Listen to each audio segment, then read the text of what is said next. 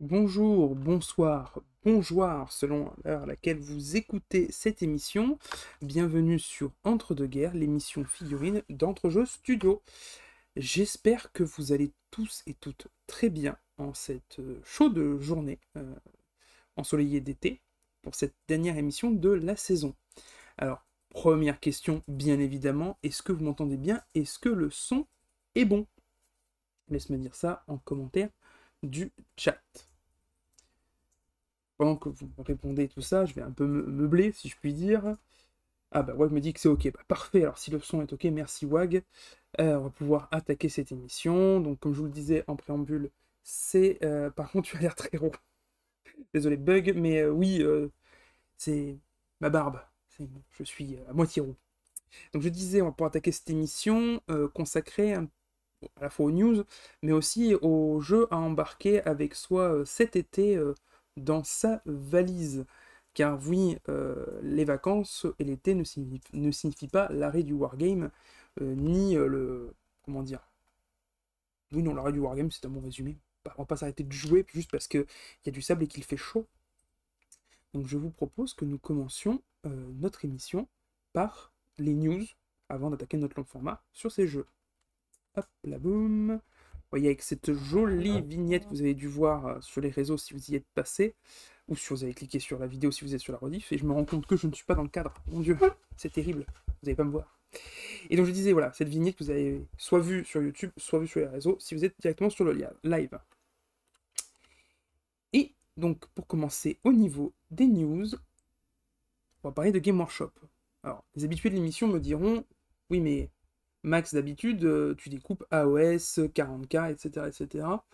Pas cette fois. Pas cette fois, pourquoi? Parce que niveau news, Game Workshop, ça a été un peu léger avec l'arrivée de la V4 d'Edge of Sigmar. Bah... Ils nous ont pas sorti grand-chose. Par contre, sur d'autres jeux, comme Necromunda, ils nous ont gâtés. L'arrivée de la nouvelle boîte Necromunda, donc cette espèce de V2 du jeu, nous a apporté des nouveautés au niveau notamment des cultes Genestealer.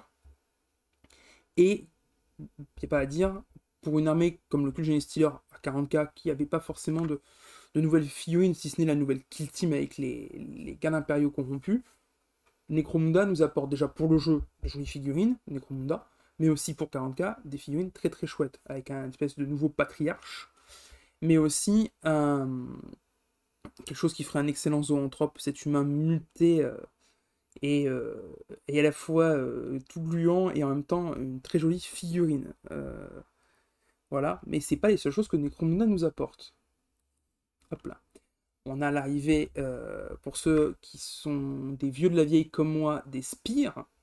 Donc ces gens de la haute société de Necromunda qui descendent faire mumuse avec les, on va dire, les bas-fonds, avec de la haute technologie et de l'équipement qui finalement, pour des nobles qui pour passer le temps vont chasser les gangs du sous-monde, avec notamment la figurine là, que je vous ai mise, qui sera certainement une figurine Forge World, qui est une des filles du seigneur de Necromunda. Mais on a aussi également ce technoprêtre culte Genestealer que je trouve de toute beauté et qui ira, je pense, dans beaucoup d'armées, que ce soit de la garde impériale, de la Adeptus Mechanicus ou même tout simplement des cult Genestealer et bien évidemment un Necromunda, parce que si vous n'avez pas testé Necromunda, je vous le recommande, ça reste un très bon jeu, un jeu à campagne parce qu'on peut vite partir dans des optimisations un peu folles, que je vous conseille pas parce que sinon le jeu perd de son intérêt, mais le jeu en campagne avec des copains est super chouette et permet quand même de faire des belles campagnes, des belles conversions et de très très belles tables. Donc cette partie-là, pour Game Workshop, voilà, c'est, comme je dis, 40K AOS, c'est assez pauvre en news, parce que la sortie de la V4, déjà annoncée depuis un moment, et on avait déjà parlé dans l'émission, a fait beaucoup de bruit, et a mené beaucoup de nouveautés dont on a déjà parlé, donc c'est normal que Game se concentre là-dessus. On va passer quand même à une petite news qui est sortie cette semaine, en l'occurrence, si mes souvenirs sont bons, lundi. C'est le nouveau bouquin Boarding Action. Pour ceux qui se souviennent de la fin de la V9, avec les Ark of Omens, Game Workshop nous avait amené ce système de jeu de boarding action où des petites équipes se battent dans des coursives de vaisseaux. Pour ceux qui suivent les White Dwarf comme moi assidûment, il y a eu beaucoup de scénarios qui ont été édités pour jouer dans ce mode de jeu. Et du coup, le mode revient pour la V10 avec une compilation de tous les scénarios, des règles, mais aussi des petits trucs en plus pour pouvoir jouer dans ce mode de jeu boarding action. Le seul bémol, si je puis dire, du mode de jeu, c'est que pour y jouer, il vous faut des décors de coursives de vaisseaux que Games propose à 170 € le pack, alors qui est complet. Attention, on a une table complète, boarding action, avec les coursives, c'est modulaire, c'est très chouette, visuellement, il n'y a pas de souci, mais ça reste quand même un trou dans le porte-monnaie, on va pas se mentir. Maintenant, des décors en impression 3D ou même des fichiers STL que vous pourrez faire imprimer à un copain en PLA, il y a moyen d'en trouver assez facilement sur le net. Donc voilà, il vous faut juste un petit tapis, mais ça aussi vous pouvez en trouver chez Crank Wargame ou même chez Torek. Donc voilà, le retour de Boarding Action qui est la seule news 40K récente. Je disais tout à l'heure qu'on n'avait pas eu vraiment de news à AOS du fait de la sortie de la V4, mais c'est pas vrai parce qu'on avait vraiment eu le nouveau mode Spearhead qui est sorti, qui a pas mal été médiatisé, que ce soit par d'autres chaînes YouTube ou même par Game Workshop lui-même, ce mode de jeu où il ne suffit que finalement d'une boîte starter de démarrage d'une armée pour pouvoir y jouer, a pas mal été évoqué et teasé. Alors, c'est mon avis complètement personnel. Je pense qu'il n'y a que moi qui ai cet avis-là dans l'équipe entre jeux studio, mais je trouve le moyen dont ils ont construit ce mode, je le trouve très dommage. Je m'explique. Si vous avez acheté Scaventide, donc la boîte, la grosse boîte pour la sortie de la V4, vous avez les cartes pour jouer dans le mode jeu Spearhead, c'est-à-dire pas les cartes des unités, vraiment les cartes de péripéties et autres qui permettent de jouer dans ce mode de jeu-là. Si vous n'avez pas pris Scaventide, parce que comme moi, les Scavens ne vous intéressaient pas et les Stormcast à l'intérieur ne vous intéressaient pas plus que ça, vous voulez juste jouer à Spearhead avec les figurines que vous avez déjà, et ben pour avoir ces cartes, il va vous falloir acheter une boîte de jeu à 55 € avec un tapis, 3 décors qui se battent en duel et les cartes.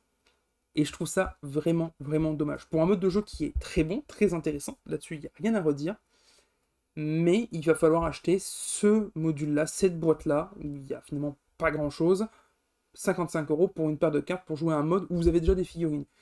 Et je trouve ça extrêmement dommage que Games n'ait pas laissé la possibilité de télécharger ces cartes, et de pouvoir faire notre patouille si on a envie, nous. Et ceux qui veulent avoir le modèle déjà pré-imprimé par Games, machin, officiel, bah, ils pouvaient l'acheter, ils pouvaient débourser ces 55 €. Mais là, ça veut dire que soit vous l'achetez, soit votre pote l'achète, mais il va vous falloir débourser pour pouvoir acheter, alors que vous avez peut-être déjà vos figurines à la maison, vous n'avez pas spécialement envie d'en racheter. Et je trouve ça extrêmement dommage avec ce mode de jeu. Voilà, c'était mon petite minute râlerie contre Game Workshop avec cette V4 qui pourtant avait beaucoup d'ambition, beaucoup de plaisir pour moi, parce que vraiment quelque chose qui me hypait, qui me tentait beaucoup, mais encore une fois, Games là-dessus, sur ce point-là, me déçoit, et ça m'enquiquine parce que en fait, AOS, je mets à chaque fois un orteil dans l'engrenage, et à chaque fois, Games me freine par ces petits trucs comme ça, et c'est assez dommage. Je fais un petit tour sur le chat pendant 30 secondes. Wack, qui en parlant de Boarding Action, nous dit « Le print c'est compliqué sans un Clément dans son village ». Pour Clément, c'est celui qui fait les rapports de bataille Age of Sigmar, pour ceux qui ne connaîtraient pas. Et si vous ne connaissez pas, je vous invite à aller voir ces rapports de bataille. Pas forcément, tu sais, des printers, des copains qui ont des impressions 3D. Maintenant, il y en a pas mal, des gens. Donc, je pense que tu peux en trouver des printers assez sympas. Je remercie Aventurier des Jeux qui se réabonne à la chaîne pour son 33e mois d'abonnement. Merci copain. Wack qui nous dit aussi dans le chat, il paraît que les règles d'AOS vont être gratuites et uniquement en démat. Alors, pas uniquement en démat, non, il y aura quand même des Battle Tomes qui vont sortir, comme à chaque fois avec Game Workshop. Vu comme c'est parti, on aura comme pour 40K des petits codes à rentrer dans notre application mobile pour pouvoir récupérer l'intégralité en démat de notre codex. Voilà, mais on aura toujours le codex à acheter. De ce que j'ai compris, en tout cas, c'est ça. Wack qui nous dit « Ah ouais, ça semble être une grosse déception au point que Clem n'en stream plus. » Alors, outre le troll de WAG. Alors, AOS n'est pas une déception. C'est même le week-end de la sortie de V4 et de la boîte V4. Pour la première fois, AOS a dépassé 40K en nombre de ventes. Donc, bien qu'il y ait une hype et une attente des joueurs dans l'Heroic Fantasy chez Game Workshop. Vraiment, il y a une vraie attente et j'en fais partie. Hein. Moi, je le reconnais volontiers, je suis un fanboy de 40K depuis que je suis ado.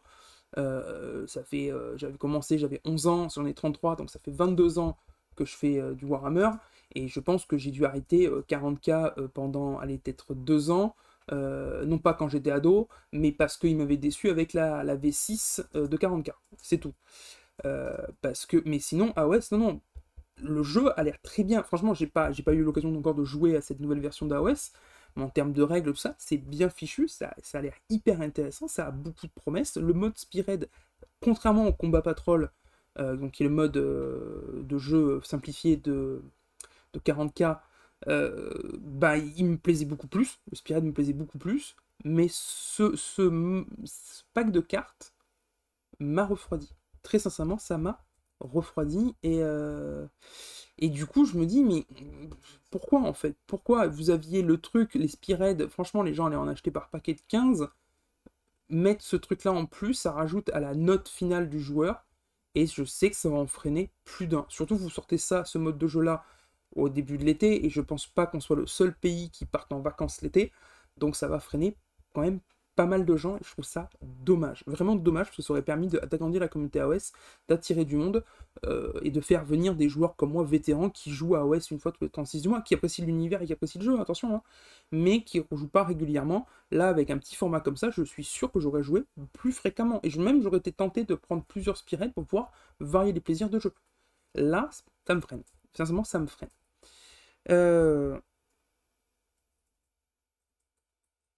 Ah oui, Wag qui nous dit on est le seul pays qui part 5 semaines. Bah, certainement, ça dépend. Après, je me demande si en Espagne ou en Italie, ils partent pas tout autant, puisque avec la c'est aussi une question de chaleur, je pense, l'été, notamment dans les pays du sud de l'Europe. Quand tu vois les températures à Athènes, je pense que les congés sont peut-être aussi développés sur cette période-là, l'été.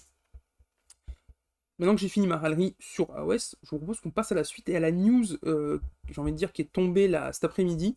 J'étais pas sûr de pouvoir l'intégrer à ma présentation, mais j'ai réussi.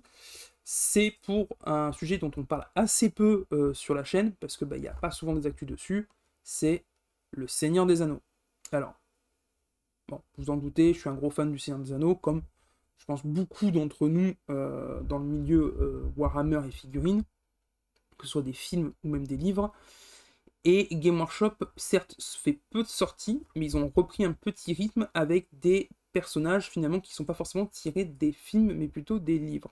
Et là, on a on a l'arrivée plutôt d'Éanur.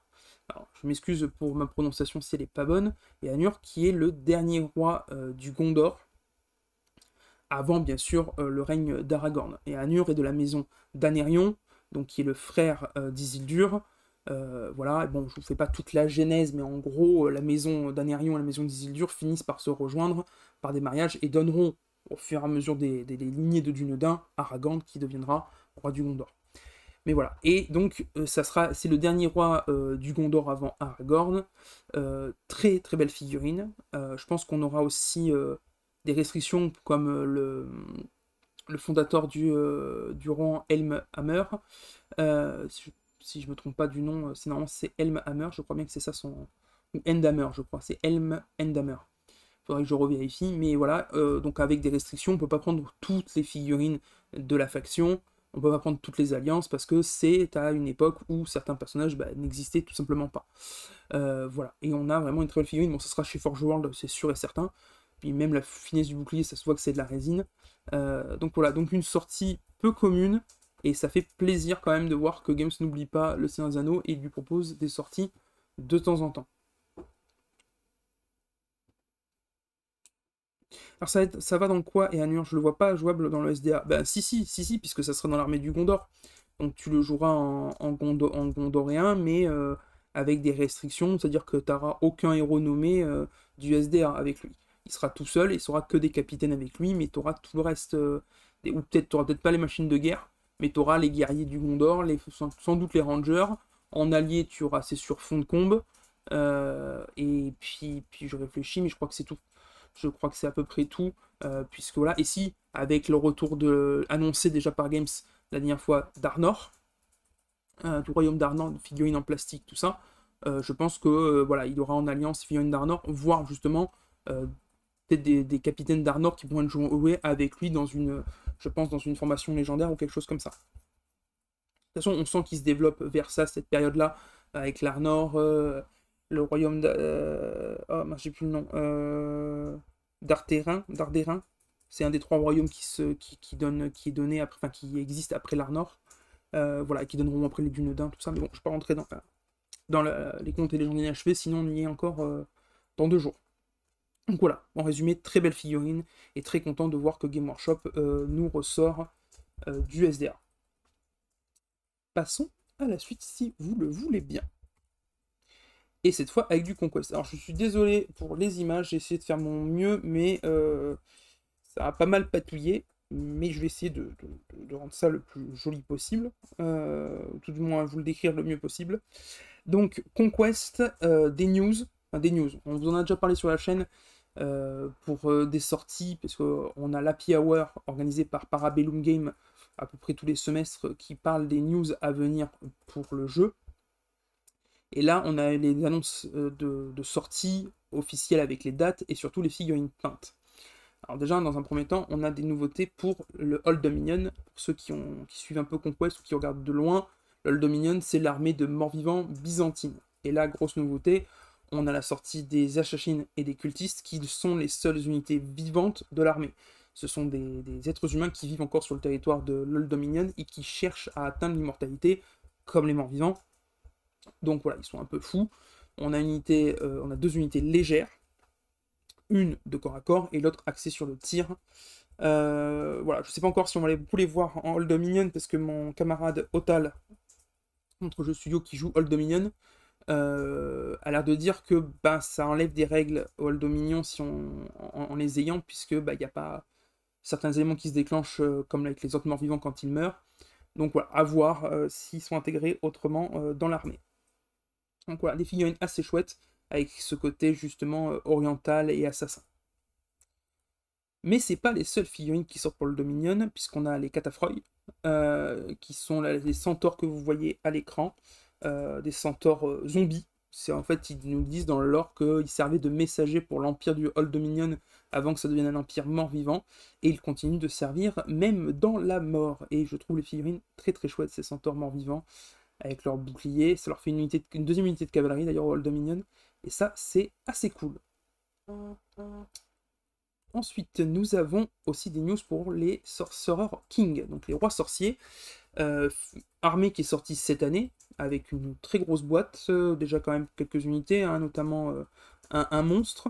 Et là arrive donc l'unité d'archer très attendue par les joueurs rois sorciers, puisque elle va apporter du tir un peu moins cher que ce qu'on avait précédemment dans la faction, et avec des figurines assez jolies au niveau des sculptes et tout ça, et du design à la fois perse et indo-pakistanais, médiéval, bien sûr.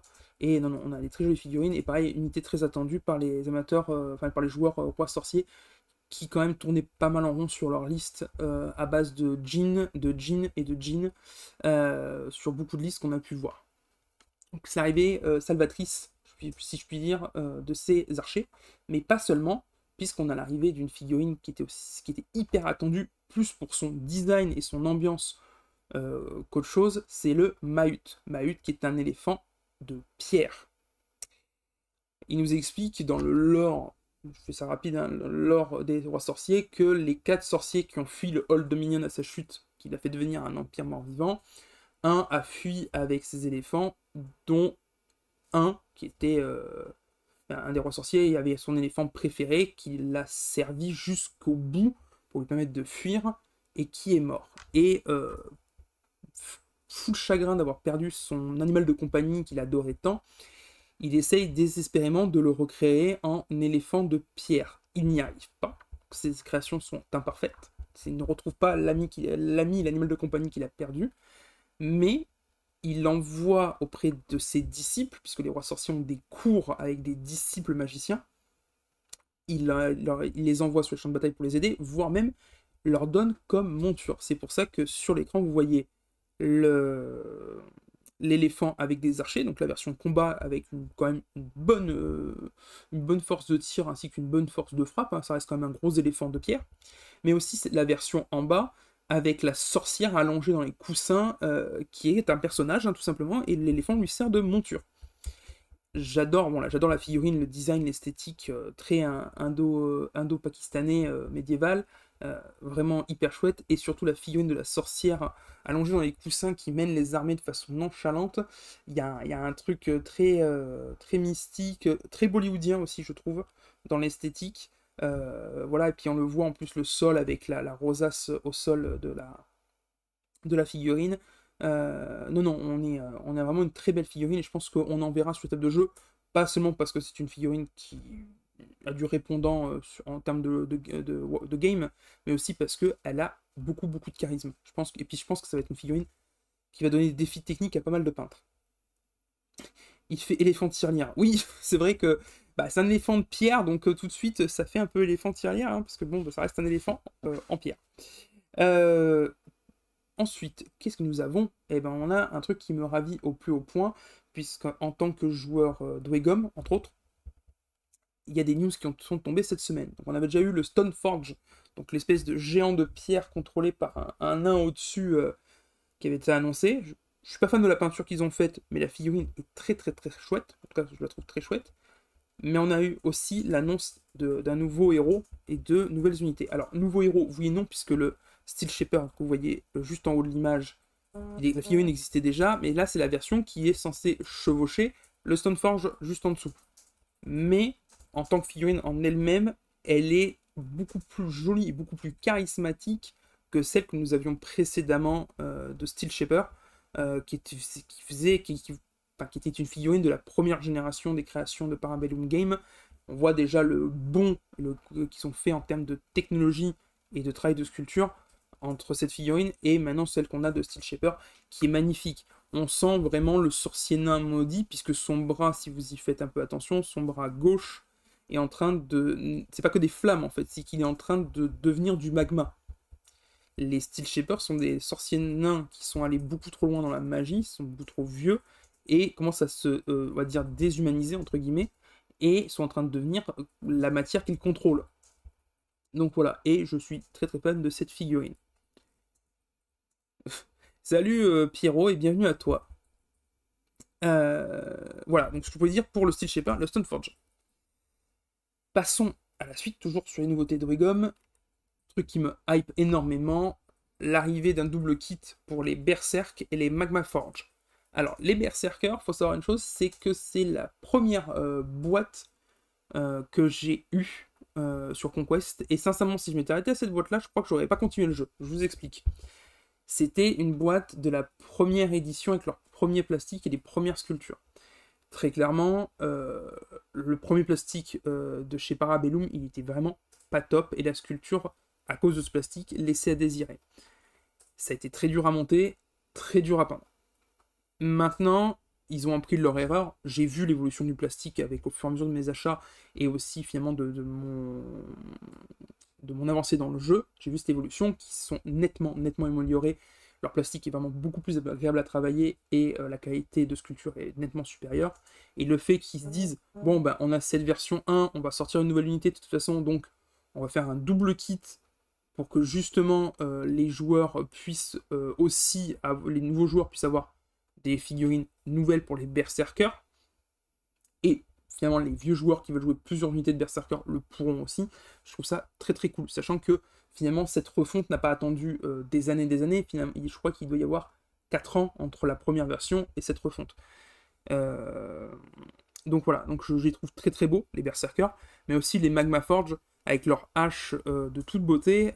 Ils ont des armures, mais ils sont pieds nus et comment ça s'appelle, et quasiment les jambes à l'air, mais parce qu'en fait, que ce soit les uns ou les autres, c'est que ils suivent les prêtres et les dévots de l'Ardente. Donc c'est une version, comment dire, très rigoriste de la foi de Wegom, qui est autour de la guerre et de la guerre. Voilà, et en fait, les berserkers, bon, comme l'on indique, ils vont charger dans le tas et mettre le sbull. Les Magma Forge ont une règle, c'est que quand ils meurent, l'adversaire prend des coups. Et sachant que c'est pas des manches au corps à corps, c'est vraiment l'idée de cette unité, elle va te charger, elle va te taper, tu vas lui rendre l'appareil, mais elle va quand même te taper en mourant. On avait fait des calculs avec les copains, c'est le genre d'unité qui va te malmener, même une unité d'élite de chevalier. Vraiment, pour ça, elle est assez rigolote, et je trouve les figurines particulièrement chouettes. Je peindrais peut-être pas comme ça les lames, personnellement, même si je les trouve très cool, mais vraiment, voilà, j'ai assez hâte que ça sorte, parce que justement, je veux rajouter une unité de berserk, de nouveau berserk à mon armée, et je veux absolument des Magma Forge. Donc voilà. Donc voilà ce que je pouvais dire sur les nouveautés Conquest et surtout les Dwegom, parce que je voulais vraiment vous en parler, non pas parce que je suis fan des Dwegom, mais parce que je suis très fan des Dwegom. Dans le jeu, soit ça dans leur lore ou même dans leur gameplay. Je refais un tour par le chat. Ouais, qui me dit toujours pas fan de la DA, après il me reste toujours GOT, un jeu fan de bataille. Voilà, je lirai pas tout, parce qu'il dit beaucoup de bêtises, Wag, je lirai pas tout non plus, voilà. Mais bisous à toi, Wag. Alors, Turkicole, ça faisait longtemps, salut à toi. Ça rappelle la règle des tueurs nains de Battle. Eh ben oui, alors faut pas se mentir, hein, il y a quand même une inspiration, même si dans leur lore et dans leur manière de travailler, ils prennent le contre-pied sur plein d'aspects de Game Workshop. Oui, il y a un côté tueur nain, clairement les berserkers sont des tueurs nains, la seule différence que c'est pas pour laver leur honneur, c'est juste par une dévotion folle, hein.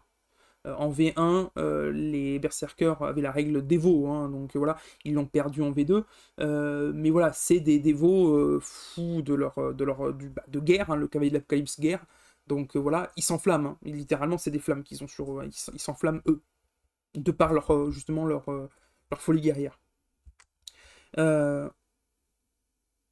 Oui, on peut dire inspiration. Mais enfin, Games n'a rien inventé avec le tueur nain, hein. C'était déjà des trucs qui existaient dans des mythologies, donc finalement, c'est assez libre de droit. Voilà ce que je pouvais dire du coup sur les Dwegom et sur le chat qui me répondait. Avant de continuer, je vous rappelle que ce soit les news Game Workshop ou Conquest, vous pouvez le retrouver chez le partenaire d'Entrejeux Studio Maxirev. Maxirev qui du coup est basé à Abbeville, hein, qui fait beaucoup de taf pour la communauté, que ce soit les tournois 40K, des tournois AOS, des tournois Conquest, des tournois Game of Thrones également à Soyaf, voilà, donc il est aussi partenaire sur Soyaf avec nous, du Marvel Crisis Protocol et du Shatterpoint, donc ils ont pas mal de choses, donc n'hésitez pas à aller faire un tour sur leur site, n'hésitez pas non plus si vous vous inscrivez ou les passez commande à envoyer un petit message à l'équipe Maxirev en disant que vous venez de la part de l'émission Entre deux guerres, ça vous donnera des réductions supplémentaires sur votre commande, puisqu'il passera votre compte en compte VIP. Voilà ce que je pouvais dire donc du coup sur notre partenaire et sur les news Conquest et Game Workshop. Passons à la petite news qui a peut-être passé, vous êtes peut-être passé à côté, vous n'êtes peut-être pas forcément au courant parce que c'est un peu, je vais pas dire pas mainstream, mais c'est pas non plus underground, mais pour ceux qui connaissent Infinity, le jeu de figurines Infinity, vous connaissez sa marque, Corvus Belli, qui maintenant a plus de 10 ans d'existence. Donc Infinity, jeu de figurines à thème manga cyberpunk futuriste, en escarmouche. Et ben là, Corvus Belli a décidé de se lancer sur le rayon de l'Heroic Fantasy et du Medfan avec un jeu Warcraft. Et il faut savoir une chose, c'est que leur partenaire en France, pour la traduction notamment des règles d'Infinity, c'est Légion Distribution, que nous saluons si vous nous regardez. Et Légion Distribution, du coup, va distribuer Warcraft en France. Mais ils vont même encore plus loin, c'est-à-dire que Warcraft va sortir traduit en France simultanément avec la version anglaise, vendue par Corvus Belli. Donc on va avoir un jeu qui arrive en France le 30 août, en français, directement. Warcraft, Alors, j'ai pas tout suivi parce que beaucoup de productions étaient en anglais de la part de Corvus Belli, donc j'ai pas forcément tout suivi comme je l'aurais aimé, et puis c'est vrai que je suis très concentré sur Conquest en ce moment. Mais Warcraft, c'est un jeu d'escarmouche, euh, avec une petite table, hein, vous le voyez à l'écran, la boîte de base avec la table, on est clairement sur du 90 par 90, donc petite table, petit décor, et une équipe, comme dans Infinity, c'est entre 10 et grand maximum, si vous débrouillez pour y arriver, 20 figurines. Et ça c'est le maximax, vous avez vraiment tout fait pour rentrer 20 figurines, quoi. Vous avez équipé personne, tout le monde avec son pistolet de base, et on y va, voilà. Donc là, non, Warcraft, donc une dizaine de figurines, et boîte de base à 130 euros. Alors, vous allez dire 130 euros, Maxime, c'est un billet. Oui, c'est un billet, je suis complètement d'accord, mais Warcraft propose le tapis de jeu, les décors, et 2 équipes de jeu. Donc pour 130 euros, vous avez tout le nécessaire pour vous installer et jouer avec votre pote. Un peu comme Shatterpoint pour le coup. Shatterpoint proposait une boîte de base complète, intégrale. C'est la seule chose qu'il n'y avait pas, c'est le tapis. Voilà, vous pouviez jouer, vous aviez assez de bandes pour jouer avec votre pote directement en vous installant, en montant vos figurines et en vous installant. Warcraft fait la même chose, fournit tout ce qu'il faut et tout le nécessaire pour s'installer et jouer directement. Avant de passer à la diapo suivante avec les figurines, je vais juste regarder ce que me dit le chat. Voilà, effectivement, c'est le truc inédit. En effet, pour Infinity, c'est très juste, WAG, la trad n'était pas forcément simultanée. Effectivement, ils se sont arrangés pour que ça le soit. Cette fois-ci, il y aura aussi un Dungeon Crawler. Oui, le Dungeon Crawler, mais ce sera aussi dans l'univers de Warcraft, mais il arrivera un peu plus tard. Donc, c'est pour ça que je n'en ai pas parlé encore, c'est qu'il arrivera un peu plus tard, et je pense que j'en parlerai sur la chaîne quand il sortira. Donc, ce Dungeon Crawler. Donc, voilà. Donc, si vous cherchez du Warcraft, voilà, vous pouvez en trouver. Alors, il y a plusieurs boutiques qui vont en faire. MaxiRev ne fera pas du Warcraft parce que MaxiRev ne fait pas d'Infinity déjà. Donc, voilà. Mais par contre, je sais que d'autres en font. Voilà, vous cherchez Infinity en France, vous trouverez pas mal de sites qui en proposent. Alors, Truc qui nous dit ça fait un peu Medfan ultra générique, non? Alors, oui et non. Je vais passer directement sur les figurines. Tu m'offres ma transition. C'est du générique sans être du générique. On a quand même on sent la DA Corvus Belli quand même, puisque certes on retrouve des orques et des humains type un peu impériaux et elfiques, mais avec une DA qui leur est assez propre. Alors vous me direz, faire des guerriers humains pour un truc d'Heroic Fantasy, on est souvent sur quelque chose d'assez classique. Mais là, ils ont un petit côté pays nordique, même pour pas dire un peu empire russe, empire des tsars, dans leur design, dans leurs boucliers, dans leurs armures. Les orques font quand même assez World of Warcraft, je vous l'accorde, dans leur dégaine. Ça nous change des orques battle et compagnie. Là, on est sur un délire plus à la World of Warcraft, notamment le sorcier. Je trouve qu'il a ce petit côté wow, pas piquer des hannetons. Euh,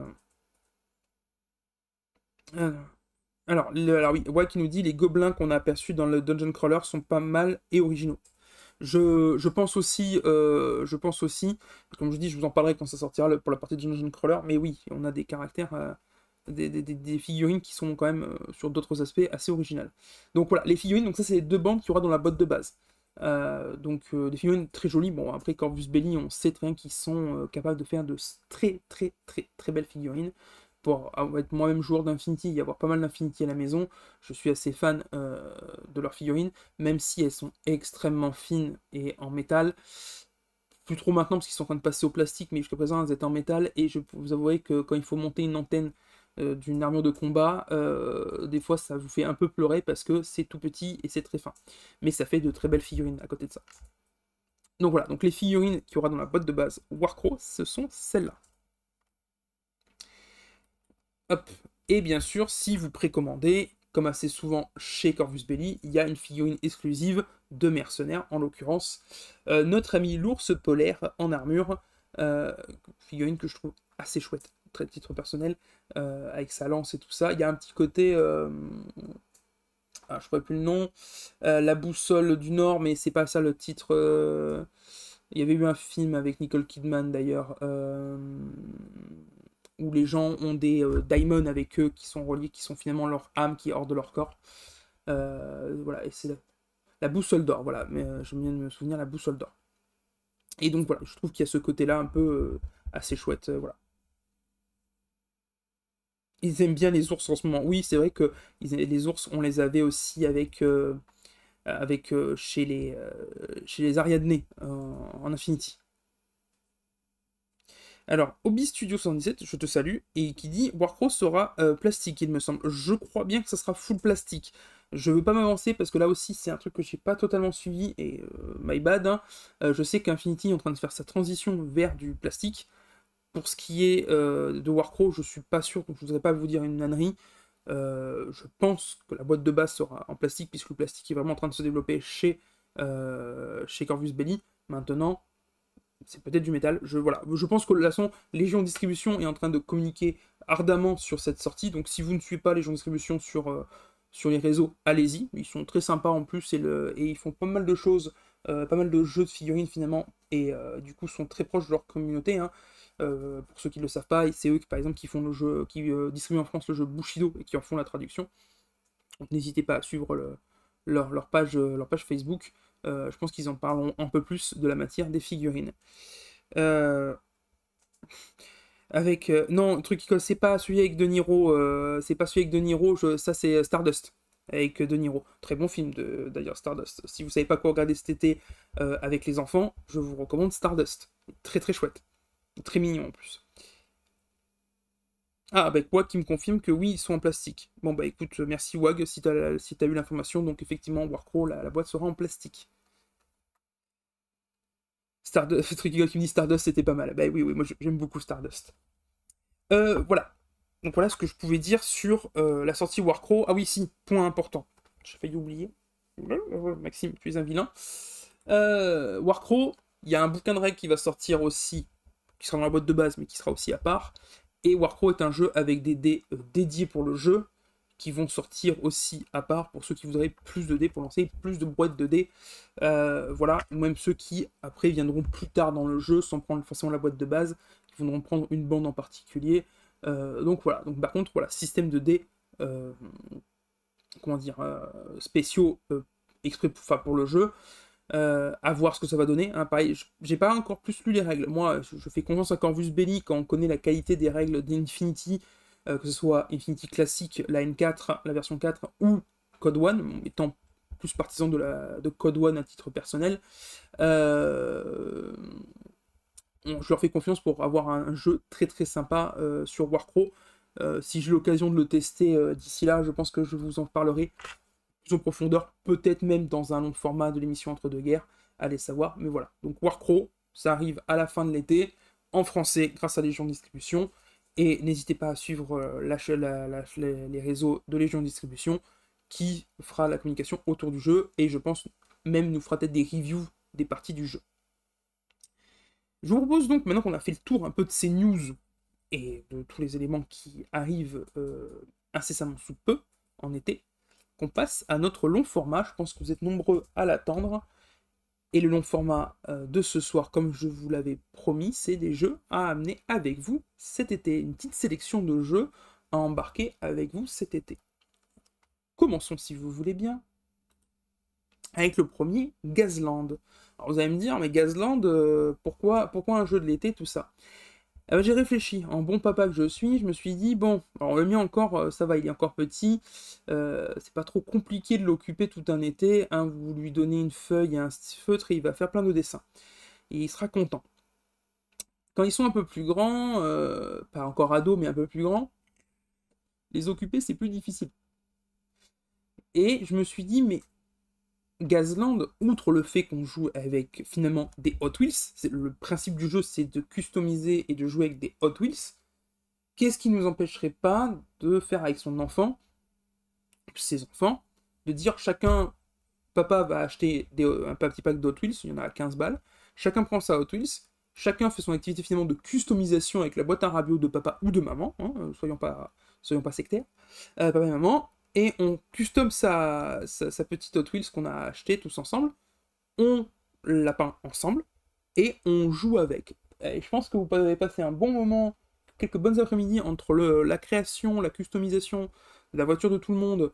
Là, et en plus, vous pouvez intégrer votre conjointe, ou même les grands-parents, à l'activité construction, peinture de voiture, hein. On peut s'y mettre à plusieurs, ça peut être très rigolo d'ailleurs. Et du coup, ça vous a occupé quelques après-midi, parce qu'une fois que vous avez customisé la voiture, vous l'avez peinte, vous faites votre partie. Sachant que Gazland, hop, faut pas grand-chose pour y jouer. Gazland, pour ça, cet avantage, c'est qu'il a ses règles dédiées, il a son bouquin de règles, mais le tapis qu'il vous faut, il n'est pas super grand, hein. Vous pouvez avoir un tapis de 80, selon les modes de jeu que vous choisissez, vous pouvez avoir un tapis de 90 par 90, hein. Donc une table de salon, hein. En gros, 90 par 90, c'est une table de salon, hein. Voilà, et si vous êtes un peu wargamer, vous devez avoir même des petites tables de chez Games, soit en papier, donc assez légères, soit les trucs en carton qui étaient sortis pour Age of Sigmar, qui font de très bonnes tables, de bons tapis pour Gazland. Vous rajoutez 2-3 bricoles histoire de faire un décor. Voilà, ça va très vite, une boîte de conserve que vous repeignez, autre activité, faire des décors. Vous repeignez vite fait pour faire des tours et des trucs comme ça, et vous avez votre table. La seule petite contrainte que je dirais, c'est que, outre le livre de règles, il vous faudra des templates pour pouvoir faire les manœuvres des voitures, et des dés dédiés pour le jeu. Ça se trouve assez facilement, hein. Vous tapez Gazland Refueled sur internet, vous trouvez assez rapidement le bouquin, les templates, il y en a un bon paquet, et les dés. Et je pense que pour aller sans trop me planter, pour 50 balles, vous avez tout le matos de jeu. Et après, les Hot Wheels, soit vous les achetez, soit vous dites aux gamins bah, quel Hot Wheels tu veux customiser. Et ils vont vous sortir une voiture qu'ils vont bien vouloir démonter et bidouiller avec papa ou maman. Voilà, donc non, non, le Gazland, voilà, vous pouvez facilement, c'est facile d'accès et ça fait une activité ludique en famille. Et truc qui colle qui dit à amener sur la plage. Mais finalement, oui, un tapis de dés pour lancer les dés et la plage que tu délimites avec un bâton pour faire rouler les voitures, il y a moyen de jouer sur la plage, hein. Et en plus, ça donnerait une bonne ambiance. Parce que la Hot Wheels dans la plage, ça fera de jolies photos, moi je te le dis, hein. Non, il y a moyen, il y a moyen. Mais juste le risque, c'est que tout le monde, toute la plage va jouer avec vous après au Hot Wheels à la façon Mad Max. Voilà, alors c'est du post-apo bien sûr, si vous le faites avec vos enfants, je vous recommande de lire vous les règles, même si elles sont très soft et accessibles, il n'y a pas de souci. Voilà, parce que ça reste du post-apo, mais à la Mad Max, mais c'est voilà, c'est assez chouette, c'est à côté ludique, et le jeu est assez simple à comprendre, hein. Il y a un système de vitesse, un système d'arc de tir, et les arcs de tir c'est avant, côté, arrière, finalement il n'y a rien de compliqué dessus, et c'est comme est positionné le canon de la voiture que vous avez customisé sur la voiture, hein. Donc c'est assez simple pour ça, donc même les enfants qui savent lire, écrire et compter, donc c'est-à-dire à partir du CP, vous pouvez les faire jouer sans souci, le jeu est assez simple pour ça. Et juste une aparté, je salue Ben Illustrateur qui vient de nous rejoindre. Salut à toi. Que je dise pas de bêtises. Donc, Gazland, activité en famille pour la customisation et pour le jeu, très très chouette. Ça occupera les enfants. Et parce qu'en fait, ce qui m'a perturbé, c'est ce que vient de dire truc qui colle, vient d'écrire truc qui colle, les wargames napoléoniens de 8 heures pour les vacances. Mais oui, carrément en fait. Mais ça, c'est plus pour occuper papy. Hein, grand papy qui fait du wargame napoléonien depuis des heures et des heures. Bisous à tous nos amateurs de wargame napoléonien quand même, hein. On vous adore parce que si nos wargames à nous existent aujourd'hui, c'est grâce à tous les wargames napoléoniens qui étaient là avant, bien évidemment. Donc voilà, pour Gazland, donc le premier jeu que je voulais vous parler, Gazland, activité en famille, sympa à faire, customisation, peinture et jeu. Passons à l'autre jeu que je voulais vous présenter, Mars Code Aurora. Alors, pour ceux qui suivent assidûment la chaîne, vous le savez, MCA est peut-être dans mon top 3 des jeux préférés que j'ai. Ça fait très longtemps que j'ai pas joué, faute de compagnons de jeu suffisamment proches de chez moi pour pouvoir faire une game. Mais MCA, c'est le jeu simple d'accès, en termes de règles hyper simples, sans être simpliste, hein. Les règles sont simples, mais tactiquement, il est quand même assez bon, pour pas dire très bon. Et le jeu est facile, vous avez des figurines, vous avez une table de jeu 90 par 90, allez 120 par 120 si vous êtes un peu taquin. Vous avez quelques décors, et clairement, vous êtes en vacances, vous n'avez pas envie de vous embêter, vous mettez les bouteilles d'eau, les restes de l'apéro, des bouteilles de bière et de vin de l'apéro d'hier, là-bas, le paquet de chips qui n'est pas encore ouvert, ça fait de très bon décor, il n'y a pas de souci, on s'en sortira bien. Et vous avez besoin d'aller quoi, une dizaine de figurines futuristes. Donc vous avez des Warhammer, une dizaine ça suffit amplement. Donc pour chaque joueur 10 figurines et un paquet de cartes. Il vous faut un petit paquet de cartes à jouer qui se trouve à peu près dans n'importe quelle maison, hein. Tout le monde a son paquet de cartes. Voilà. Donc vous voulez faire tester ça à votre cousin qui est venu en vacances avec vous chez vos parents. Vous voulez, je sais pas, vous voulez jouer avec votre beau-frère qui s'est dit ah mais je testerais bien les figurines, les Warhammer, tout ça, mais une partie ça serait trop long en plein été. Là vous vous dites allez banco, je te fais tester un jeu de figurines pour que tu appréhendes un peu ce que c'est de lancer des dés, tout ça. Et voilà, pour vous montrer 3 bandes différentes. En haut, on a une bande Infinity. Donc vous avez une armée d'Infinity, vous pouvez reprendre une figurine pour faire une bande. Là, c'est de l'impression 3D, c'est mes Mandaloriens. Et en dessous, on a des vieilles figurines d'Eldar Noir. Ces 3 bandes Mars Code Aurora, hein, qui viennent du site officiel à Mars Code Aurora. Hein. Donc vraiment, vous avez une petite poignée de figurines. Vous pouvez jouer une table voilà, que vous délimitez assez facilement. Et voilà, Banco, vous pouvez jouer. Et sachant qu'il ne vous faudra pas 10 heures pour comprendre les règles. Et pas non plus de 10 heures pour les expliquer. Et franchement, le jeu est suffisamment nerveux et futuriste pour déjà enchaîner les parties. Premier point. Et deuxième point, pour passer des bons moments. Moi, je me rappelle d'une partie où j'ai un personnage qui se fait gripper par un harpon, voilà, qui se fait basculer de l'autre côté d'une passerelle, et qui n'est pas mort, et qui se fait achever salement à l'épée tronçonneuse, une fois au sol, par le méchant qui l'avait harponné juste avant. Voilà, niveau truc cinématographique, je pense que tout le monde pensera à Alien et autres films d'horreur dans l'espace, hein, à ce niveau-là. Donc voilà, jeu sympa et simple, et qui demande finalement très peu de matos. On pourrait dire extrêmement peu, puisque vous avez des figurines, vous avez des dés, vous avez des cartes. C'est un peu ce qu'on a tous, qui est facile à transporter finalement, vous pouvez jouer.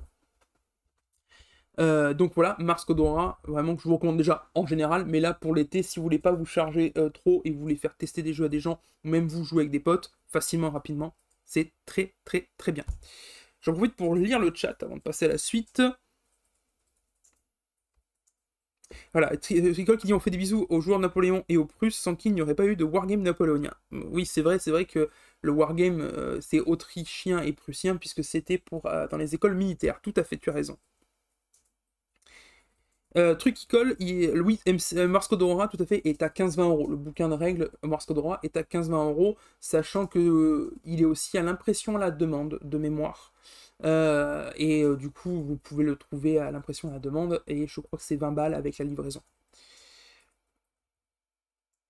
Et voilà, Bois qui nous dit, par contre, évitez de prendre des figues de collection pour éviter de les flinguer. Elles n'ont pas aimé les UV et la chaleur de la plage. Oui, non, mais ça c'est sûr. Mais peut-être que Mars Code Aurora est un peu moins accessible avec la plage, quoique vous retrouvez des coquillages, vous les empilez, ça fera de très bonnes tours futuristes.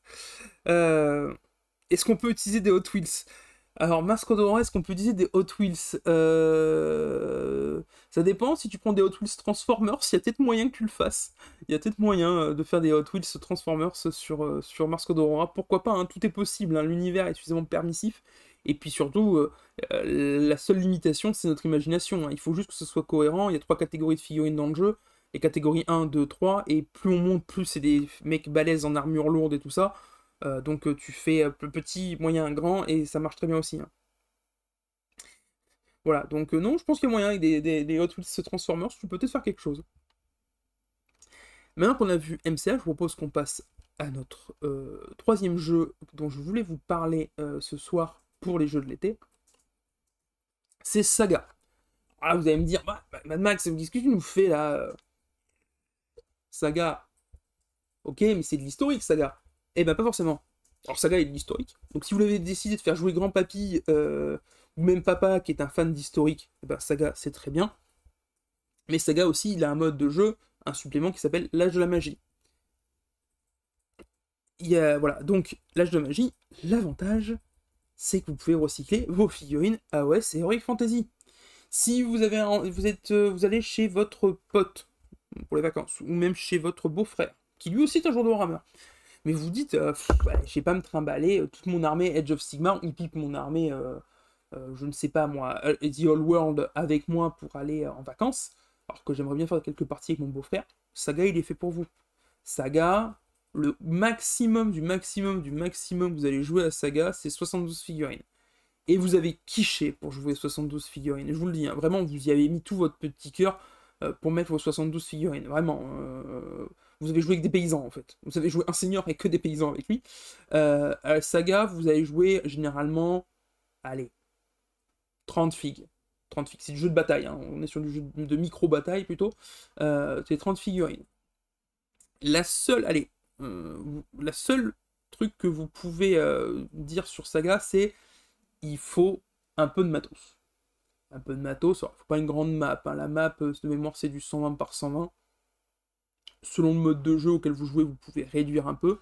Il faut quelques décors, mais là aussi, des décors, on parle d'une ou deux collines, d'une ou deux forêts, et puis c'est marin, et pas beaucoup plus, hein. C'est pas un jeu où vous allez mettre des tonnes de décors, hein. Vous en mettez 4-5, pas plus. Mais outre le bouquin de base et le supplément Âge de la magie qu'il va vous falloir, Saga demande des dés spéciaux. Alors attention, quand je vous dis dés spéciaux, c'est pas obligatoire. Il y a une table de correspondance dans le livre de règles pour faire correspondre du D6 avec les dés spéciaux concernés. Donc c'est prévu pour, si vous n'avez pas envie de vous embêter à acheter les dés, vous pouvez, il y a la table de correspondance, et la table de correspondance est assez simple, hein. Vous la voyez, il y a, je crois, de mémoire, 3 lignes. Hein. 3 lignes pour faire correspondre les D6 avec les faces, parce qu'il y a 3 faces différentes. Hein. Il y a 3 faces différentes, donc ça va assez vite. Hein. Je crois que c'est le 1, 2, 3, le 1, 2, 3, 4, donc c'est ça, 1, 2, 3, 4, 5 et le 6. Voilà, il y a ces 3 faces, donc ça, vous allez vite prendre le coup de main. Finalement, vous retenez les 6 et les trucs, et ça va assez vite. Donc, les dés sont très utiles en jeu régulier. Là, si vous faites une partie entre tranquille ou bilou, vous n'avez pas forcément besoin de les acheter. Les deux bouquins, je crois que, parce que c'est des sets, avec vous pouvez les acheter, vous trouvez des sets avec le bouquin Âge de la magie, le bouquin de règles, et le petit, ce qu'on voit sur le côté, le petit truc avec les réglettes pour le jeu, et les tokens. Je crois que vous en tirez pour 30 euros, à tout casser, hein, 30 euros le tout. Donc c'est financièrement c'est accessible. Et vous reprenez vos figurines d'Heroic Fantasy, et vous faites vos bandes, vous jouez, sachant que c'est l'Heroic Fantasy, donc vous pouvez prendre vos monstres, votre infanterie monstrueuse, ou même votre cavalerie monstrueuse. Il y a l'étape de correspondance dans le supplément pour les jouer. Sachant qu'il y a 4 grandes factions, donc que ce soit les peuples souterrains, les royaumes humains, les créatures de la forêt et les morts-vivants. Non, c'est dingue, parce qu'il y a les hordes aussi. Il y a les hordes avec finalement les créatures du chaos et les orques. Donc c'est très générique, donc finalement vous allez vite trouver l'armée que vous voulez utiliser en fonction, voilà, parce que finalement les royaumes, c'est les royaumes loyalistes, je crois, c'est pas les royaumes des hommes, c'est les royaumes loyalistes où vous pouvez jouer les elfes et les nains, mais finalement vous pouvez aussi jouer les nains en peuple souterrain, donc voilà, il y a moyen de faire, ouais, ouais, c'est assez permissif et perméable. Donc voilà, donc si vous voulez, vous voulez faire un jeu d'armée avec votre beau-frère qui joue aussi à Warhammer, votre cousin, votre tante, je ne sais pas, ou même votre petit frère, vous pouvez avec Saga, vous mettez 30 balles, vous prenez, allez, 35 figurines, et vous allez jouer, sachant que les parties sont assez rapides, une partie en full point, donc c'est du 8 points, le maximum. Allez, ça dure une petite heure et demie. Petite heure et demie, donc voilà, ça reste raisonnable après l'apéro, l'après-midi, pendant que tout le monde fait la sieste, une petite game vite fait, voilà. Là-dessus, Saga, c'était le moins entre guillemets facile par rapport aux deux autres, si on prend les trois que j'ai déjà présentés, peut-être le moins facile, mais Saga reste accessible et au niveau des règles reste accessible, que ce soit l'apprentissage des règles, l'explication, le coût financier et l'installation d'une table de jeu. Voilà, pour moi là-dessus c'est celui, voilà. Et sachant que vous reprenez les figurines que vous avez déjà d'Heroic Fantasy, donc en plus là-dessus ça va vite, hein. Vous avez des figurines, bim bam boum, c'est fini, ça s'installe. Pour vous donner un ordre d'idée, voilà ce qu'il y a, les exemples d'armées qu'on peut trouver sur le site de Studio Tomahawk, donc qui est l'éditeur en France. Voilà, on a du nain qu'on retrouve chez ça y est, j'ai plus leur nom, j'allais dire Gazland, mais c'est pas Gazland, c'est chez Mantic, ou même sur d'autres trucs un peu plus vieux là-haut avec les nains loyalistes. Donc voilà, donc c'est un truc assez facile. Et pareil, il n'y a pas besoin d'énormément de décors pour jouer, puisque les tirs sont pas très complexes dans le jeu. Donc voilà, donc pareil, facile de mise en place, facile d'accès et facile finalement à transporter dans ses affaires. Ben Illustrator qui nous dit Bushido est un super jeu. Oui, je te l'accorde. C'est vrai que je l'ai évoqué tout à l'heure. Bushido est très sympa. J'ai pas eu trop l'occasion d'y jouer malheureusement, mais on m'en a dit beaucoup de bien. Et truc qui dit en plus ça peut se jouer au camping avec des proxys, les pistaches c'est des gobelins, les curly c'est des orques, l'Aknaki c'est un géant. Eh ben tu sais quoi? Chiche, tu le fais, tu m'envoies une photo sur le Discord entre jeux studio. Donc on a un Discord pour ceux qui voudraient y aller. Et si tu fais ça, la prochaine fois qu'on se croise, je te paye une bière. Mais il faut le faire. Je veux la photo à l'appui de la partie. Voilà, je le dis, truc qui colle. Si, voilà. Ben non, j'ai lancé le défi. Donc voilà, pour le troisième jeu que je voulais présenter, Saga, qui est peut-être entre guillemets, comme c'est du jeu d'armée, c'est peut-être le plus compliqué, mais en soi, facile finalement à mettre en place et facile à avoir le matos pour. Passons au dernier que je voulais vous présenter ce soir, Ranger of Shadow Deep. Alors, vous allez me dire, tu nous fais des redites, Mad Max, tu nous as déjà parlé de Ranger, c'était l'Arlésienne de la fin de saison 2023-2024, non, c'est 2022-2023, tu nous as teasé toute l'année, tu nous as parlé à la fin de la dernière saison. Et bien effectivement, oui, je vous ai parlé à la fin de la saison de Ranger, mais Ranger, il y a deux atouts. Le premier, c'est qu'il ne vous faudra pas une place folle pour y jouer, c'est du 90 par 90, c'est assez simple. Ensuite, c'est un jeu qui a un mode, de base, son mode c'est le solo. Donc si vous avez décidé de dire, puis zut, j'ai pas envie, je vais pas avoir de gens pour jouer au Wargame, parce que je vais avec des gens qui jouent pas au Wargame, mais j'ai quand même envie de m'amuser moi avec mes figurines, hein, je vais être tranquille peinard, vous pouvez. Là aussi, s'il y a un mode, le mode solo certes, mais il y a aussi le mode coopératif. Vous voulez passer une soirée entre copains et copines, faire tester le Wargame sans trop prise de tête, parce que finalement, une bande Ranger, c'est quoi? C'est 10 figurines si vous jouez en solo, c'est 6 ou 7 si vous jouez en duo, mais 6 ou 7 pas par joueur, ensemble. Et encore moins, c'est-à-dire que si vous jouez à 4 joueurs, vous êtes 4 rangers, donc vous êtes 4 figurines sur la table, et après c'est quelques figurines de monstres. Vous avez une paire des zombies, des araignées géantes et un ou deux trolls un peu moches. Ça fait très bien l'affaire. Hein. Voilà, il faudra quelques décors, ça je vous le concède, mais là aussi avec un peu d'imagination, la boîte de Knacky fera très bien l'affaire pour faire une tour. Voilà.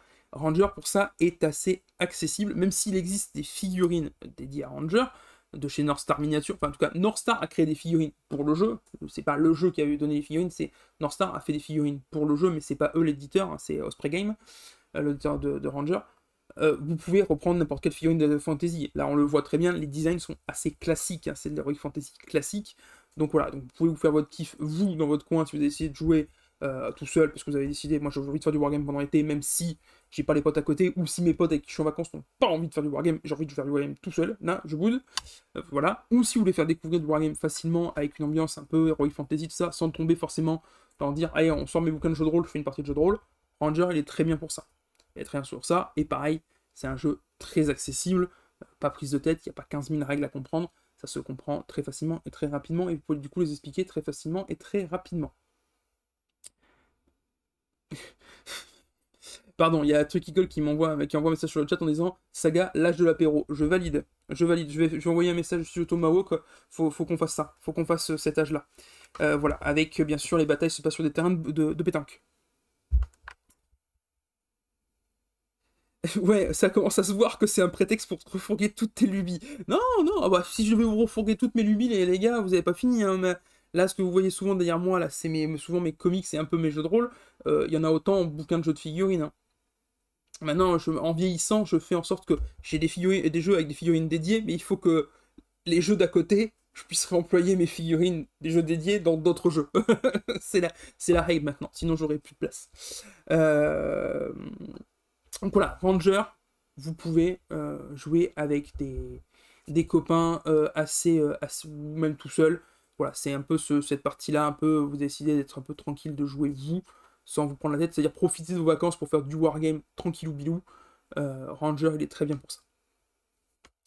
Donc voilà, et c'était avec ça le dernier jeu que je voulais vous présenter ce soir. Hop, hop, hop là. Hop là. Voilà, donc, je sais pas, vous pouvez me dire dans le chat ce que vous avez pensé de ces jeux, si vous avez un jeu qui vous a plu, un truc que vous dites, ah, mais ça me donnera une idée pour cet été, ou tout simplement peut-être un jeu que vous aurez, vous aurez aimé que je parle ce soir. Peut-être que vous me dites, celui-là est peut-être plus adapté pour justement une activité cet été, entre potes ou en famille, pour faire du jeu. Sinon, chez Elio, il y a un jeu de petits soldats. Ah, je ne connais pas. Je veux bien que tu mettes sur le Discord, ou même voilà, sur le Discord, que tu m'en parles un peu plus, parce que je ne connais pas un jeu de petits soldats. Ça me parle pas. Jouer sur une table de salon. Je ne connais pas. Je veux bien que, voilà, je veux bien que tu le mettes sur le Discord, ça m'intéresse, effectivement.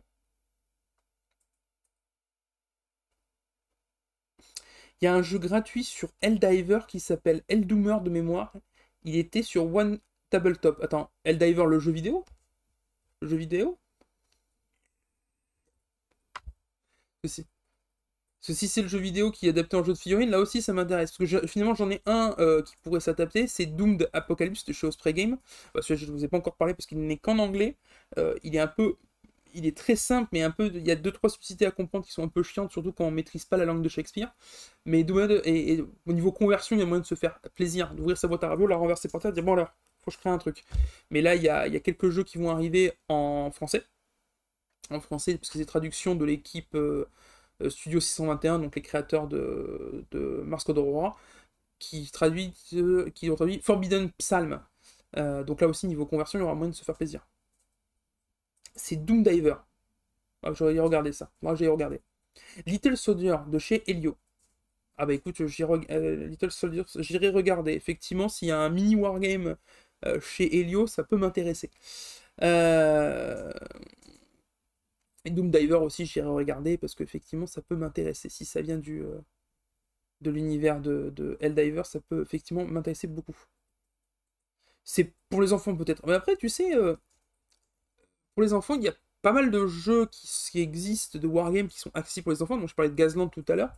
Il y a Brick Wargame. Brick Wargame, pour ceux qui ne connaissent pas, qui est un jeu qui se joue avec des Lego. Donc Wargame avec des Lego.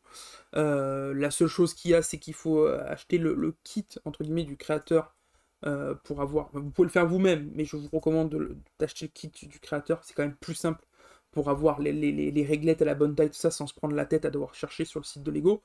Ça fait 50 balles et vous avez de mémoire, oui, c'est ça, vous avez le livre de règles avec, en PDF.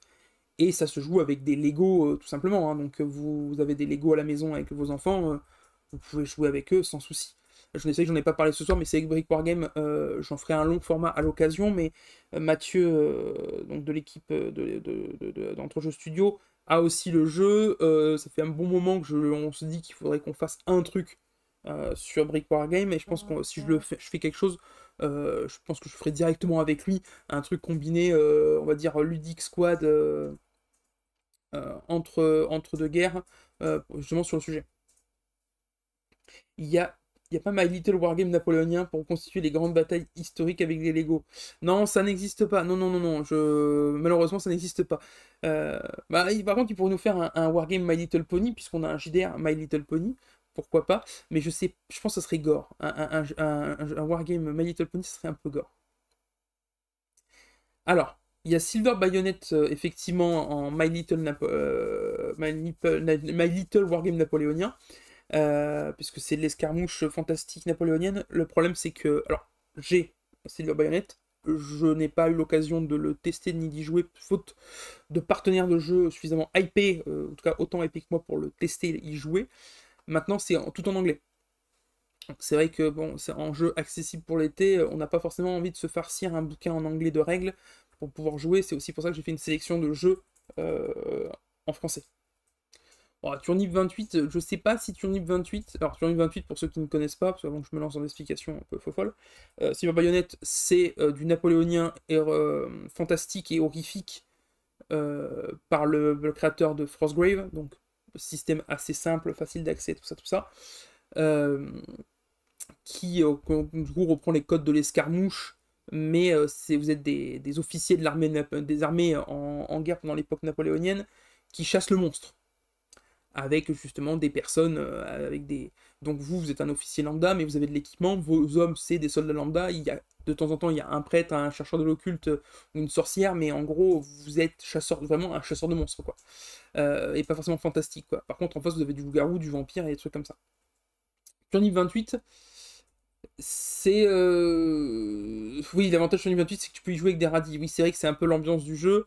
Sur niveau 28, je le trouve un peu compliqué en termes de règles, et il faut quand même s'y coller en conversion. L'avantage de My Silver Bayonet, c'est que des figurines que fait North Star Miniature, si vous voulez, mais sinon du napoléonien, des figurines napoléoniennes, vous en trouvez un peu partout dans le commerce, ou sur les sites de Wargame, en histo, donc plus facile, mais pareil, Journey 28 est en anglais, pour ça aussi j'en ai pas parlé ce soir, c'est que ce sont des jeux qui, faut que ça reste accessible pour tout le monde. On a presque envie de le faire en JDR, machin et baïonnette. Oui, mais après, si tu vas par là, un truc un peu sympa, tout ça, t'as Dracula America, hein. Dracula America, donc fantastico Far West avec des cow-boys qui affrontent des vampires, des loups-garous, des trucs comme ça, avec les tuniques bleues vertes qui sont maudits parce qu'ils se transforment en loups-garous, les Indiens avec le Wendigo, enfin des trucs comme ça. Voilà, et pareil, Dracula America qui est en français. Et qui, bon, bah pareil, si vous avez des figurines de cow-boys, ça se trouve assez facilement, pour le coup, à droite à gauche, sur le net. C'est Deadland, oui, bah alors ça a son propre univers, mais oui, dans l'ambiance, tout ça, ça se rapproche de Deadland, effectivement, oui, oui. Oui, oui, complètement. Des cow-boys une bande de hors-la-loi qui affrontent des vampires et des trucs comme ça, oui, oui. Sachant qu'en plus, le speech de départ, c'est Dracula est président des États-Unis d'Amérique, quoi. Donc avec tout ce que ça implique, du coup tu peux même jouer des espèces de chevaliers en colt, en colt trenchcoat et épée qui chasse le vampire et le monstre, quoi. Alors hop, effectivement, oui, non, mais le côté napoléonien fantastique, je trouve ça très sexy. Effectivement, ça l'est, dans le terme d'esthétique et en termes d'ambiance de jeu, c'est très très cool. Le Silver Bayonet a un mode solo, ça je tiens à le préciser. Alors, je l'ai pas joué, pourquoi? Parce qu'en fait, si je l'ai pris, c'est aussi pour jouer avec des gens. Pour le coup, là où Ranger, moi, ça me dérange pas de jouer tout seul, même si c'est un peu chiant de sortir tout son matos pour jouer tout seul, dans mon cas, hein, je précise, c'est mon cas, ça ne concerne que moi. Euh, parce que j'ai pas des masses de place. Sinon, oui, là-dessus, Sam Bayonette, il a une esthétique assez chouette et assez cool. Faut pas, voilà, c'est vraiment un jeu, et je vous dis, les figurines sont accessibles. Si vraiment vous voulez vous y coller, il y a moyen de se prendre une boîte à deux de n'importe quel wargame napoléonien, un peu de customisation, un peu de conversion, deux trois figurines de monstres Heroic Fantasy, hein, un loup-garou, sont trouvés à 2 euros sur les sites de vente de figurines. Voilà, et vous avez votre table, vos figurines pour jouer, hein. Alors, j'aime pas trop quand le fantastique est trop assumé, je préfère quand c'est plus suggéré. Oui, alors bah, disons que dans le cas de Silver Marionette, c'est pas suggéré. C'est-à-dire que les monstres, ils sont là. Les monstres existent, et si vous les chassez, c'est pas que parce qu'ils représentent une menace, c'est aussi parce que vous demandez. Les armées napoléoniennes se demandent s'il n'y a pas moyen d'avoir des infos sur ces monstres-là pour s'en servir dans la guerre, hein, napoléonienne. Mais vous, en tant qu'officier napoléonien, au mieux du mieux, vous êtes un occultiste, tu vois ce que je veux dire? Vous faites un peu de magie, mais c'est pas le gros du truc. Généralement, vous êtes un officier des guerres napoléoniennes classiques. Vous pouvez alors effectivement avoir une épée en argent ou un truc comme ça, mais ça s'arrête là. Ça s'arrête là, vous êtes vraiment un officier lambda. Sachant qu'il y a déjà deux suppléments pour Silver Bayonet qui sont sortis, c'est les Carpates, et là, le dernier qui est sorti en mai de cette année, c'est l'Égypte. Qui, bon, bah, quand même, la campagne d'Égypte, on la connaît avec dans l'histoire napoléonienne. Donc voilà, donc effectivement, voilà. Maintenant, je dis pas que c'est le plus accessible pour cet été, étant donné que bah, déjà il est en anglais, et puis il faut aller quand même prendre, même si ça se trouve facilement, il faut quand même acheter des figurines napoléoniennes pour que ça puisse être dans l'ambiance, quoi.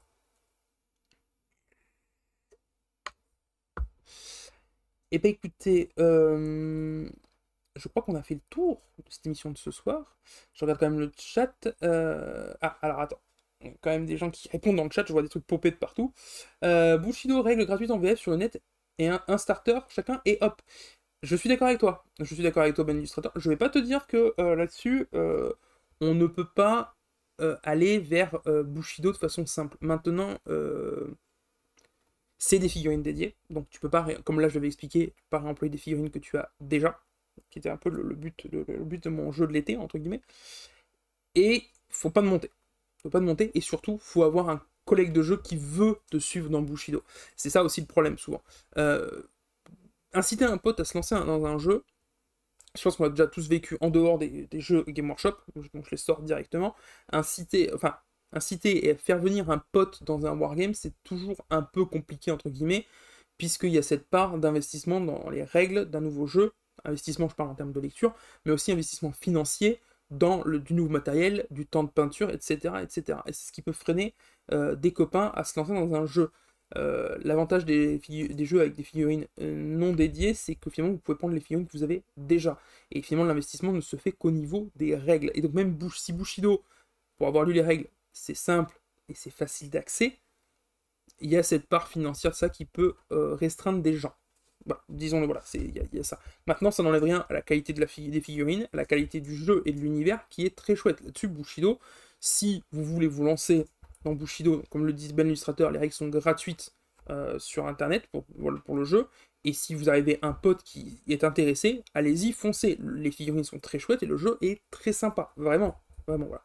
Mais voilà, c'était pas l'objet finalement de l'émission là-dessus. Mais voilà, faut y aller, faut pas hésiter si vous avez des copains. Truc qui nous dit après pour du Wargame Escaramouche, ça me dérange moins que ce soit du fantastique grandiloquent. Oui, alors oui, non mais je comprends ce que tu. Ouais, je vois ce que tu veux dire, c'est plus subtil, oui. Voilà, je comprends ce que tu veux dire.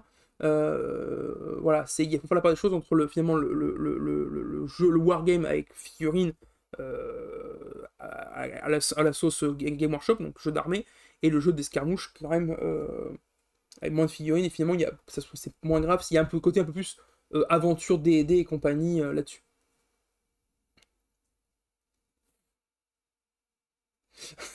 Alors, Illustrator, alors quand on était gamin, on avait des soldats en plastique de 50 mm et un canon chacun, et on tirait chacun son tour. Dès que l'adversaire a plus de figues, debout, tu gagnes. Ah, c'était quel jeu ce truc-là? Je crois que c'était un vrai jeu de plateau ce truc-là, non? Dis-moi si je me trompe. Mais je crois que c'était un vrai jeu de plateau en plus. Mais oui, si tu vas par là, effectivement, là on simplifie à mort. On simplifie à mort et c'est plus vraiment du wargame. Mais je vois ce que tu veux dire. Maintenant, comme je te disais, l'objet des jeux pour cet été, c'était pas non plus de lancer les gens dans un nouveau projet, figurine, tout ça. Sinon, je vous faisais une émission complète sur Conquest, si tu vois ce que je veux dire, si on va par là. Là, non, c'était un truc. Alors, ok, c'est un truc qu'on avait inventé avec mon cousin. Bah, tu vois, là, t'as un concept, je pense, de jeu de plateau. T'as vraiment un concept de jeu de plateau à faire. Je pense que, vas-y, en plus, avec les Clash of King ou Clash of Clans, que je me souviens plus du jeu mobile qu'il y avait, qui marchait plutôt bien à l'époque, je pense que t'as un concept de jeu de plateau à lancer. Ben, note-toi-le dans un coin, je pense que t'as moyen de faire un truc. Faudrait revenir à ces règles primitives, disait truc qui colle. Pas forcément, pas forcément. On n'est pas obligé de revenir à ça, mais et finalement, ce pan, ah, ton soldat est tombé, tu as perdu, parce que c'est pas ce qu'on recherche en faisant du wargame. Juste qu'on est plus vieux, plus grand, donc on veut des règles un peu plus complexes pour se donner des challenges, finalement. Mais oui, c'est un peu ce qu'on cherche encore maintenant, hein, même en étant adulte. Voilà, peut-être plus dans le jeu de wargame d'armée, parce que dans les jeux d'escarmouche, ce qu'on veut, c'est de l'héroïsme, que notre héros qui nous représente sur la map soit le plus grandiose possible, que ce soit un ranger, qu'on veut que notre ranger tienne tête à des vagues de monstres, quitte à ce qu'il se sacrifie pour permettre la réussite de la mission, ou comment ça s'appelle, à Silver Bayonet, on veut que notre officier rentre avec les honneurs et la gloire. Après tout, il a perdu certes quelques grenadiers et quelques fantassins, mais ce n'est rien quand on donné la médaille et la récompense qu'il recevra de l'empereur pour ces actes faits. On faisait des tranchées, des tranchées et des barricades pour que ce soit plus dur, mais la rigolade. Oui, bah, finalement, voilà, hein, c'est les prémices, c'est les premiers trucs des wargames, ça. C'est ces jeux-là quand on était enfant. Voilà. Donc, comme vous le savez dans l'émission, quand on approche de la fin, il y a la conclusion. Je pense que la conclusion, elle a déjà été très très bien faite. Et bah, comme c'est la dernière de l'émission, j'hésite sur mon mot de la fin. Cette espèce de rendez-vous que je vous donne à chaque fois, chaque fin d'émission, qui avait été institué par Guillaume finalement comme une tradition, ce mot de la fin, et que j'ai gardé en reprenant la gestion de l'émission. Le mot de la fin pour cette fin de saison, pardon, je rigole, mais parce qu'il y a WAG, ça sera pas un vrai mot de la fin, puisque c'est un peu un teasing d'un truc qui se prépare, que je prépare avec d'autres membres d'Entrejeux Studio, et pour ceux qui suivent les cartes sur table, notamment un des membres de la carte sur table, qui se reconnaîtra s'il me regarde ce soir. D'ailleurs, si tu me vois, je te fais des bisous. Voilà, donc je vais dire Conquest. Voilà, truc qui se prépare pour la rentrée. Et donc voilà, je vous donne rendez-vous en septembre pour cette partie-là, qui viendra compléter les émissions entre deux guerres, qui bien sûr se poursuivent, hein. On revient, on prend un petit temps, je prends un petit temps de pause sur les lives, notamment à cause de la chaleur, mais et pour préparer d'autres choses. Mais voilà, on revient en septembre bien sûr avec les émissions mensuelles entre deux guerres. Tout AJS a déserté, tu étais le dernier de l'été, je pense. Non, puisque tu as les émissions entre rôlistes quand même. Tu as sur YouTube, tu as toutes les émissions entre rôlistes qui sortent. Et je suis désolé, les cartes sur table ne font plus de live en direct. Enfin, n'ont pas fait de live en direct depuis longtemps, j'ai l'impression. Par contre, il y a des vidéos qui sortent sur Star Wars Unlimited et sur l'Orcana. Donc non, non, je ne suis pas le dernier. Il y a les collègues qui continuent à bosser. C'est juste moi, là, le reste de l'équipe est en train de travailler sur d'autres projets. Je pense que Clément reviendra, bon, en septembre, c'est sûr, avec ses rapports de bataille, mais même avant, puisqu'il y a un truc de prévu autour de justement du format Spearhead. Je pense qu'il en parlera un peu plus la prochaine fois, mais voilà. Donc moi, comme je vous l'ai dit, mon mot de la fin, ça sera Conquest. Je vous dis donc rendez-vous en septembre pour ce mot de la fin, mais aussi pour la prochaine émission. Sur ce, passez un bon été, amusez-vous bien, faites attention sur les apéros, sur les coups de soleil, sur les méduses. On ne se méfie pas assez des méduses, mais aussi des anémones, selon vous allez... attention aux anémones. Portez-vous bien, profitez bien, et surtout que la chance vous soit favorable sur vos jets de dés. Bye bye.